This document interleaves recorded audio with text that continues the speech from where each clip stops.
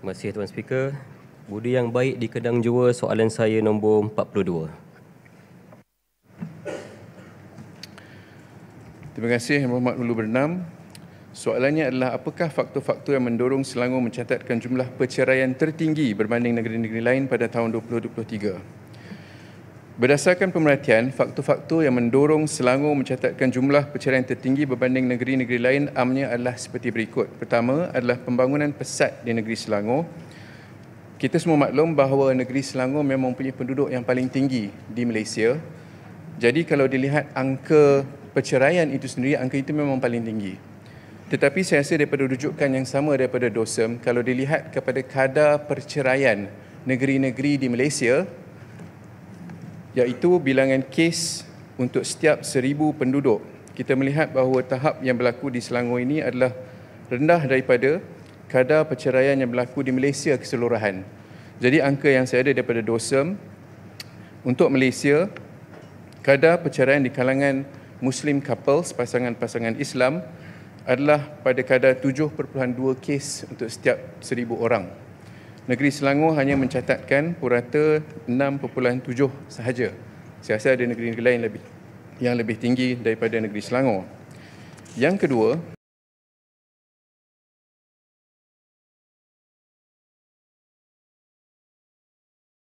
yang baik, kualiti pendidikan yang baik ada di negeri Selangor menyebabkan ramai penduduk masuk ke dalam negeri Selangor daripada luar negeri Selangor. Yang ketiga adalah kos sara hidup yang agak tinggi di negeri Selangor berbanding negeri lain. Kos sara hidup yang tinggi ini dilihat menyumbang kepada jumlah perceraian yang agak tinggi di Selangor. Peningkatan pendapatan yang tidak selari dengan kenaikan kos sara hidup mendatangkan pelbagai implikasi buruk kepada psikologi maupun sosial.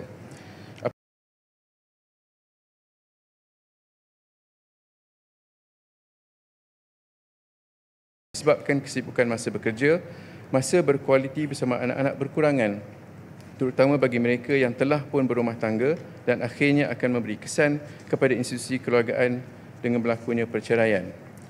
Poin yang terakhir ini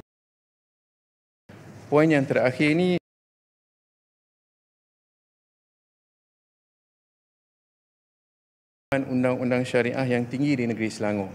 Ini sebenarnya satu petanda yang baik, kerana apabila setiap pemuda dan pemudi di negeri Selangor faham akan their rights, iaitu memahami hak-hak mereka, maka mereka akan lebih peka dengan implikasi-implikasi yang bakal berlaku seandainya berlaku kes-kes perceraian dan seumpamanya. Jadi mereka akan menuntut hak-hak mereka dan ini satu tanda yang baik walaupun itu menyumbang kepada kes-kes yang berlaku yang agak tinggi pada hari ini. Pihak Jabatan Kehakiman Syariah Negeri Selangor pada ketika ini juga sedang mencadangkan supaya satu kajian yang menyeluruh dilakukan oleh pakar penyelidik dari mana-mana institusi atau agensi untuk mengenal pasti punca perceraian di Selangor supaya hasil kajian tersebut boleh digunapakai oleh kerajaan negeri atau agensi yang berkaitan untuk membuat satu dasar atau program baru bagi mengurangkan kadar perceraian di Selangor. Terima kasih. Soalan tambahan. Silakan. Okey, terima kasih yang berhormat Exco. Saya juga ada menyentuh berkaitan dengan isu perceraian yang besar di kalangan anak muda dan mungkin nanti yang berhormat Exco akan menggulung. Tapi saya nak bertanya soalan tambahan ni berbeza, iaitu berkaitan dengan media sosial. Hari ini penggunaan media sosial adalah tanpa sempadan. Adakah media sosial juga menjadi punca penyebab kepada perceraian kerana orang ketiga? Dan juga apakah kerajaan negeri ada usaha-usaha untuk mendidik masyarakat untuk menjaga ikhtilat ataupun batas pergaulan di media sosial? Itu yang pertama. Yang kedua, ramai juga pasangan di luar sana yang mendapatkan rawatan perubatan Islam disebabkan terkenanya sihir pemisah.